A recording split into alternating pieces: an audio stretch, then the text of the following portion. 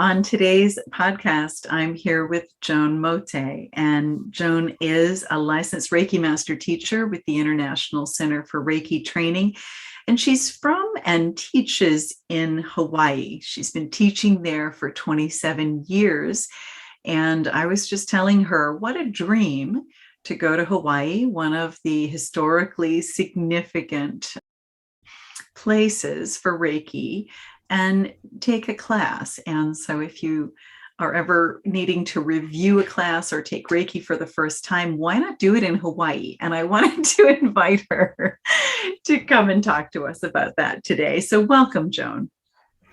Thank you. It's great to be here and great to see you. It's nice to see you too. Before we get too far in, I just want to let you know that in the month of January, I have licensed level 1 and 2 and master classes coming up online in the Eastern time zone. Also, ICRT animal Reiki training 1 and 2 and masters. In February, a Karuna Reiki class. And in March, I will be teaching the ICRT level 1 and 2, master animal Reiki 1 and 2 and master classes in the Australian time zone. If you don't already get our newsletter, there's a link to it in the description. Go ahead and click on that. We'd love to stay in touch with you. There's also a link to my schedule if you'd like to book a session. Joan, what have you got coming up in the next little while? Tomorrow, I'm starting a level 1 and 2 in person here in Hawaii. And then the following week, master training. In January, I'll also be doing online classes. I've been alternating in person and online every other month since I started teaching in person again earlier this year. And then in January, there's also 1 and 2 master and Karuna. In February, I'll be teaching in person again here in Hawaii. And it's really fun because I take my students to the beach and we get to do the attunements, the placements, or ignitions by the ocean. It's really magical. And Hawaii has been known as a deeply healing place for a very long time, since ancient times. So it's great to actually be here. Then in March, I've got online again, and I've also been offering classes in Australia, New Zealand, and Hawaii time zones because weirdly, Hawaii is only an hour later than New Zealand, Wow. except it's the next day. So it's really mind boggling. And on Australia, same thing, the time difference isn't that much. So it's easy from here. But oh, one of the benefits of coming to Hawaii in person for classes is, first of all, you're in paradise. And secondly, and it's warm any time of year. Secondly, Hawaii, as I said, has been known for a long time, centuries and beyond, as a deeply healing place. And particularly the Big Island, which is where I live, the island of Hawaii. Um, People would come here from other islands specifically for healing, and there are areas here that are known as healing centers. I haven't really researched it, but they must have some vortexes or something because there's very powerful energy there. But you feel it as soon as you step off the plane and you're on the island. You just go, wow, this is a really special place. And of course, we have the volcano, which is pretty exciting right now. I'm Yeah. not near it, so there's no danger. It doesn't explode. People keep asking me, when's the volcano going to explode? When's the island going to blow up? That's not how That's it never works. going to happen. It's not No. that, it's not like Mount St. Helens. But people don't know. It's a very special place, and we have a saying here, lucky we live Hawaii, and we really feel that way.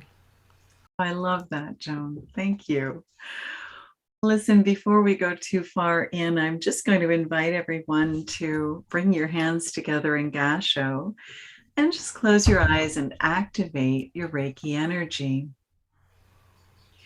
And today, as we talk to Joan in Hawaii, one of the very historically significant places for Reiki energy, the gateway to North America for Reiki through Mrs. Takata, we invite the energy of Reiki and the energy of Mrs. Takata to join us today. And we invite the energy of Hawaii to envelop all of us. And if you have Reiki symbols, activate them now. Just invite them to flow through all of your chakras, through your mind, your body, your soul, your spirit, and your emotions. And if you've been stressed or feeling pressure from the ways and worries of the world, just feel them drop away from you now. And take this time to be about you and for you. Aho, namaste, and amen.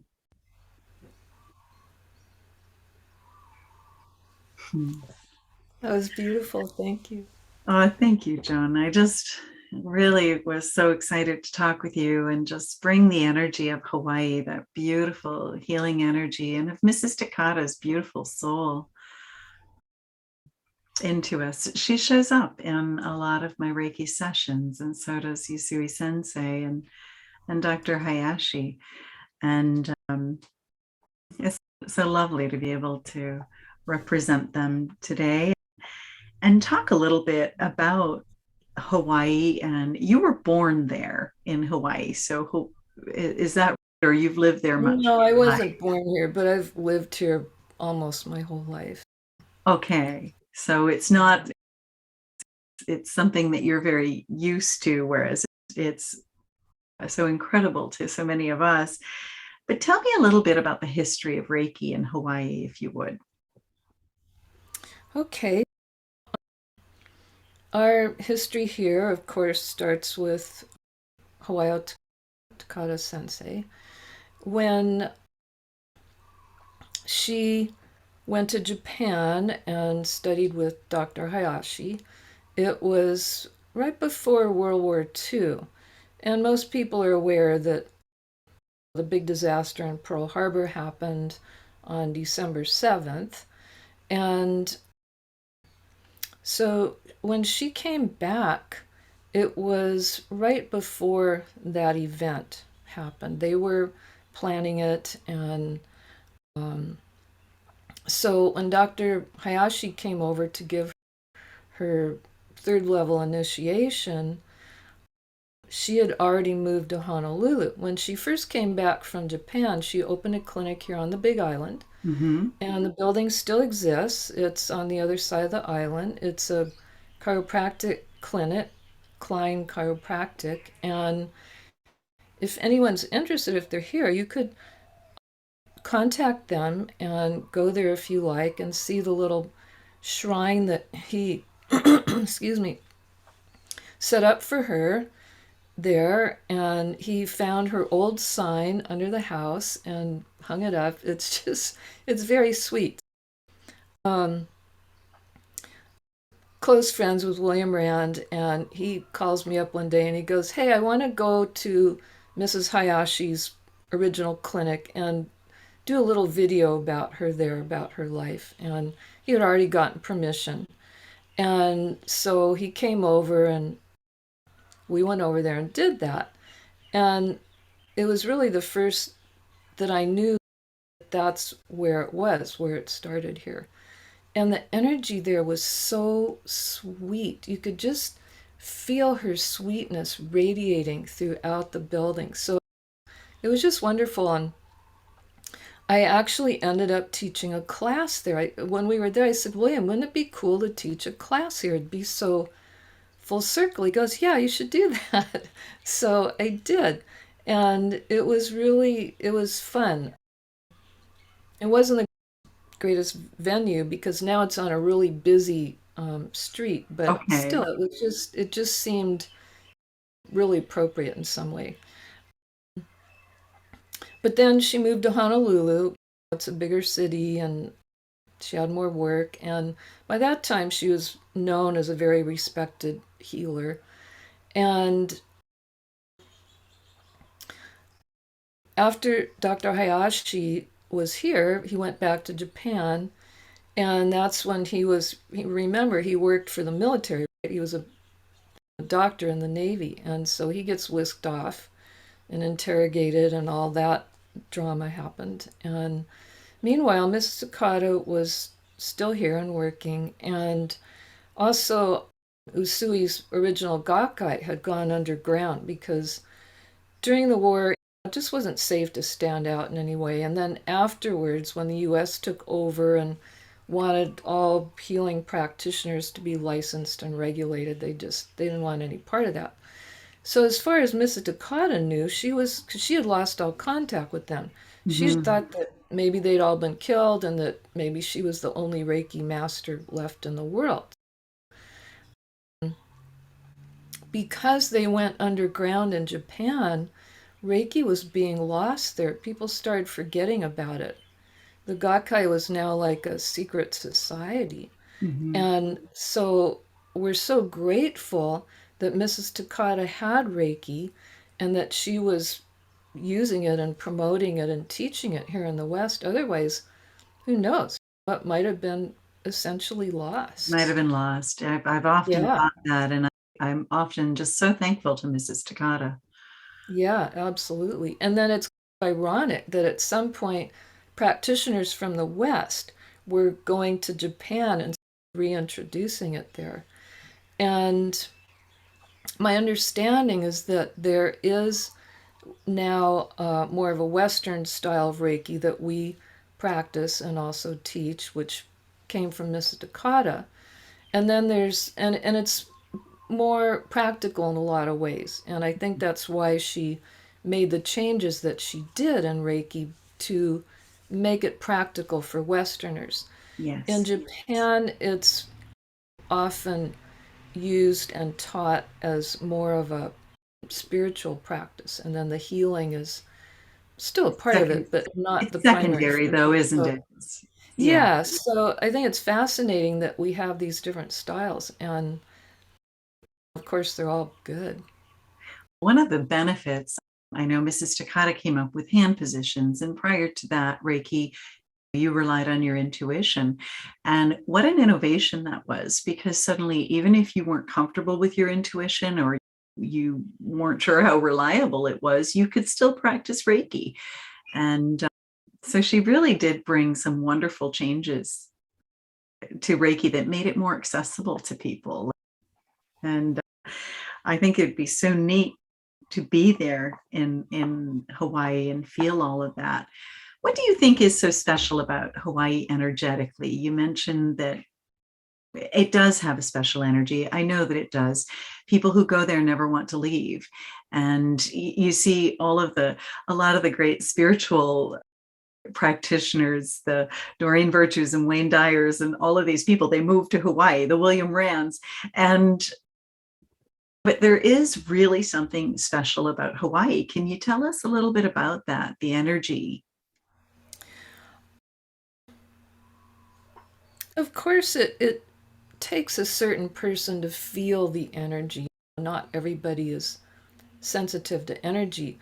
A lot of people are just attracted to the natural beauty, but Yeah. on a deeper level, the Hawaiian culture is very much connected to the aina, to the land, to the animals, to the environment, in the same way that most native cultures Or connect with their land and the world, the natural world especially.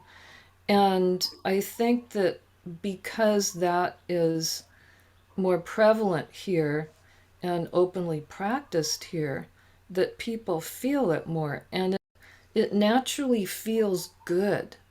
You may not know what you're feeling, but you just feel good when you're immersed in it. Whereas in other Native cultures, either with Native Americans or the Aborigines in Australia or places like that, it's not so out in the open, and you have to actually go be with those people in order to experience that culture. Also, the energy of the volcanoes Mm. is very powerful. It's constant. Our volcano is very active right now on the Big Island. It's the most active volcano in the world. And so it's constantly rebuilding, rebirthing, giving new life, not just to the island, but to the energy of the world. And I think people feel that as well. People throng to see the volcano because not just because it's so unique, but because the energy is really powerful and you just feel like you've been blessed when you've been there. And also, Mauna Kea, our 14,000-foot mountain, Wow. is a very sacred place in Hawaiian culture. And that has very powerful and beautiful energy as well. And then there's Waipio Valley and North Kohala, where King Kamehameha came from. And there's all these energy fields around the island. There's Honau, the city of refuge, which still has its original, a very high rock wall. And that was a place where in ancient times, if someone was in trouble or being pursued for some reason, they could come there and go in there and they were safe. It was a city of refuge, safe haven. And then Ka'u, the southern end of the island, has sacred areas. But it's all very part of life. It's not hidden away like it is in other cultures. Well, and Amy, and then on top of all of that, you've got the beaches and you've got the ocean and you've got the beautiful wildlife. Anytime I'm talking to you, Joan, and we get to talk quite a bit, just the bird songs, and you'll look out and say, oh, there's such and such just walking across my yard. And I just think it's amazing. And when we were together in Maui, the passion fruits and just the beautiful fruit, and it's just such a lovely place. If somebody were to travel for one of your in-person classes and join you there, what does that look like? I think you mentioned something about beaches and maybe taking people to the beach. How does that work? So the first day of class, people meet here. I teach out of my home. I have a very comfortable and pleasant screened in lanai patio. So it's open air. And even now, with COVID still going on, it feels very safe. The second day, and if it's master, the third day, I take the class to the beach early in the morning before many tourists show up, and we have the attunements right by the water, whether they're the placements or the ignitions. And talk about magical. It's people have very powerful experiences, and also the ocean is very cleansing and deeply healing. And the water here, of course, is very clean because it's in the middle of the ocean. There's really no pollution in the ocean. And some students choose to go in the water, some just stay on the beach and enjoy it. So it's very unique. It's a very unique experience. And I just love sharing this with my students. And like you said, for me, it's normal. I'm a surfer. I've been in the ocean all my life.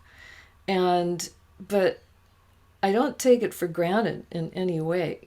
I'm always grateful. I always love it. And I've noticed when I've had to be in other places away from the ocean for extended periods, I don't feel as well. There's just something deeply healing about it. And it's safe, it's clean, it's warm. You can get in at any time of year. So that's another gift. And then we'll come back and do more of the class in the classroom area. It occurs to me that it would be so beautiful, even if your family went with you and they were with your partner and you were doing the class and then you had a vacation together. Yes, should be tax deductible, I think. And, I'm sure people can figure something out, but yeah, a number of students have done that. They've come over with families or partners or friends, whatever, and had a little vacation before or after the class and just really enjoyed the area and the island. felt the energy of the island. So I just, to me, when I knew that you were teaching there, I thought, wow, what a wonderful opportunity for people to be able to go connect with that history, Mrs. Takata's history on the big island of Hawaii, the special energy of Hawaii, perhaps even incorporate a holiday or a vacation. What would you say? The one thing that I think of, though, is I know there's people that would say I can't afford it. And I find it interesting that Reiki always works. If this is an intention, if this is something, I could not afford my Reiki master class in England. I really did not have the money. And one of my Reiki instructors, my level 3 instructors, said, oh, let's do Reiki and release the barriers. And I really thought, it's not a barrier, it's money. It doesn't respond to Reiki. But in fact, it did. As soon as we did the meditation, 2 days later, I had a check in my hands for the price of the class. So what would you say to somebody who said, oh, I'd love to go study in Hawaii, but I can't afford it? Because I would tell them, just set your intention, it will happen. What would you tell them? Pretty much the same thing. We have these self-limiting beliefs. I really wanted to do this, but I can't because of whatever. But if you really want something and you're focused on it and it's in your highest good and you're meant to do it, the money shows up, or the ability to do whatever it is shows up. But you have to really want it that much. I really wanted to do the licensing program, but it's pretty expensive. And I really didn't have the money at the time. And I don't recommend this, but when I had that horrible car wreck, I got a settlement from it, which enabled me to do the licensing program. So yeah, I keep telling the universe, thank you, but I don't need to do that again. I don't need that much drama, manifesting drama. When that event happened, as horrible as it was, I knew that it happened for a reason. I just didn't know what the reason was initially, but so yeah, miracles occur all the time. We live in a realm of infinite possibility. And you can just, even if you don't have Reiki, just place your intent. I really want this thing. I know it's what I'm supposed to do. And the money will show up. And a lot of people have credit cards that give you miles or bonuses, or I've traveled a lot the last few years. I wouldn't say much this past year, but so I have a mileage card. So I get a couple free tickets a year just by buying whatever I normally buy. So I got to England, Joan. Yeah. Yeah. It's amazing. You wouldn't believe how quickly it adds up. And then there's other ways to do it. You can, as far as the class fees, I offer payment plans. I don't want to turn away any students who are sincerely wanting to do the Reiki training, because as teachers, part of our job is to bring Reiki out into the world. Yeah. And it's important to work with that. And if someone really wants it, I'm willing to work with their situation and help them access the training that they want. because then they're going to go out and help others. And it keeps going. Something that I hadn't considered when I was originally going to England to study with our friend William Rand. I was looking at the expense of it, and I also didn't intend to teach. So I was really looking at the cost. And I was flying home when I realized I wanted to teach, and and our program made teaching so accessible with the manuals through the ICRT, and I also felt that my lineage through studying with William was so closely aligned. I really wanted people to Yusui Sensei, and I really wanted people to have access to that and access to the beauty that I had just experienced. And so I went with this intention to teach, and suddenly my financial issues all worked out. And that was a side effect of teaching that had nothing to do with why I wanted to teach. But suddenly, financially, I was stable after that class. And I look back now and I think, man, I know I didn't have the money, but it was the best investment I ever made. Yeah, I know. I feel the same way. Ironically, so I'm from Hawaii, but years ago, I knew nothing about Reiki, never heard of it. I wasn't doing healing work. I owned a landscaping business. My background is ornamental horticulture, and this is way back. And so William was here. Mrs. Takata was still alive. She was here teaching. She taught until 1980. Wow. And I just think it's ironic that I knew nothing about it until they were gone. So Yeah. William was back on the mainland and she had passed. And even though I had Reiki training here, it wasn't till the mid 90s. And even then, I really, I didn't believe in it. Someone said, "Oh, you just put your hands on someone and they heal," and I just thought, no. Yeah, I went through a healthy dose of skepticism at the beginning too, Joan. I think it's good. I think it's healthy, and I appreciate students who question things. I don't think anyone should just accept something, as William says, just because somebody tells you it's true, or you need to try it for yourself. And at the time I did my initial training, it was through a different school and the levels were separate. And I noticed things were different after I took the level 1, even though I was annoyed the whole weekend. I thought it was a total waste of time, but something had shifted and that got my attention. And then I got curious about it. And then years later, I studied all kinds of energy healing, including matrix energetics, which makes Reiki look mainstream. It's pretty out there, but it works. Energy healing works because we live in a unified field of energy. Everything in the universe is energy.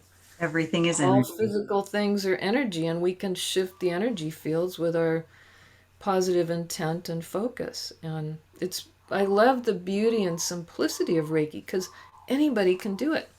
Yeah, I I feel love like that if too. I can do it, anybody can do it. I think that too myself. If I can do it, anyone can. Yeah. I love that. Joan, is there anything else you'd like to mention? I know that you're going to take us to the beach for a wonderful meditation with you. Is there anything else you'd like people to know before we move into the meditation today? Gosh, I don't know. Or did we No, cover? We I don't covered think it all. so. Just do Reiki. If you aren't already doing Reiki, do Reiki. Yeah, I'm Changes just your I'm just life. beaming it out the whole Yeah. time. And this hanging behind me is actually of the big island. It's got Oh, fish ponds and there's palm trees and flowers, and so the energy of Hawaii is beaming out as well.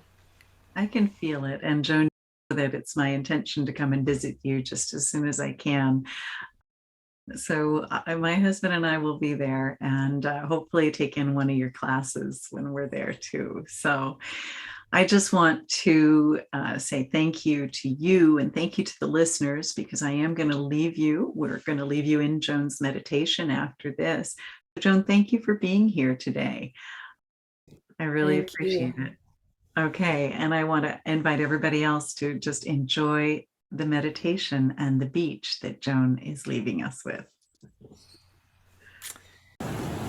Aloha and welcome to the beautiful Big Island of Hawaii and magical Wailea Bay.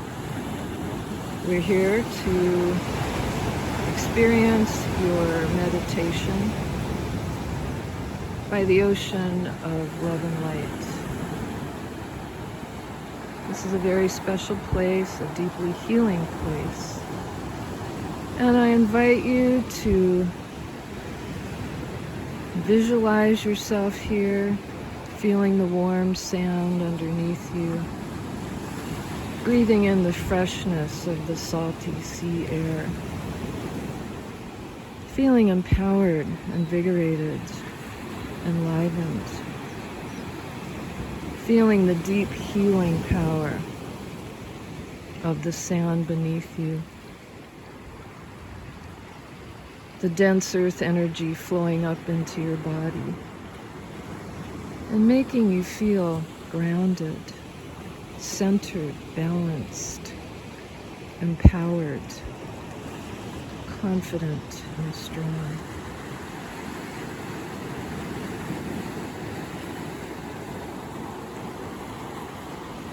Taking a few deep breaths, feel your body soften, sinking into the sand beneath you. Focusing your awareness on the gentle sounds of the water lapping at the shore.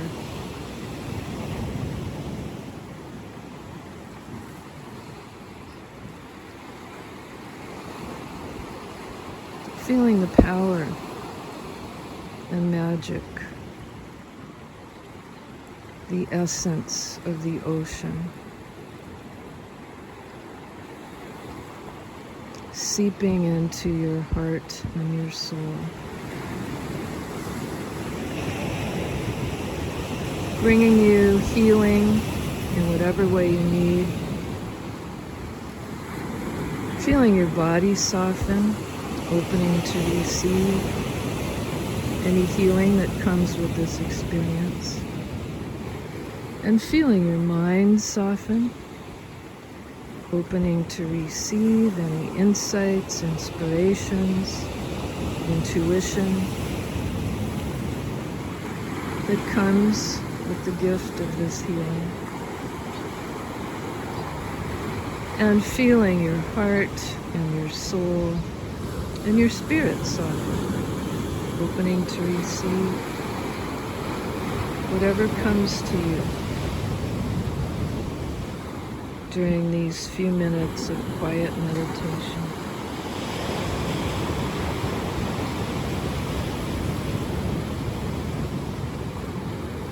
Continue focusing on the gentle sounds of the water.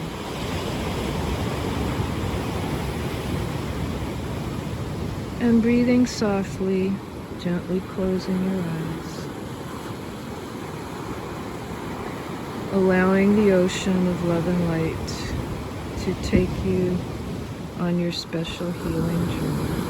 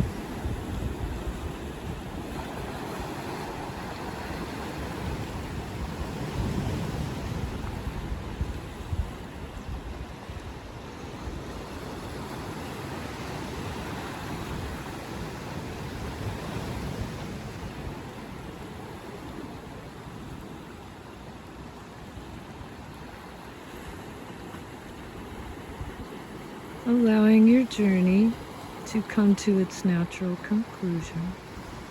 Take a few more moments, and when you feel ready, take a few deep breaths, listening to the sounds of the water, and come back to your body and gently open your eyes. When you feel ready, you're welcome to journal about your healing experience by the ocean of love and light. So I invite you here. Hopefully you'll be here in person someday to experience this magic firsthand. It's a beautiful part of the world, and the ocean here is deeply healing. Many blessings to you. Aloha pumehana and ahui ho.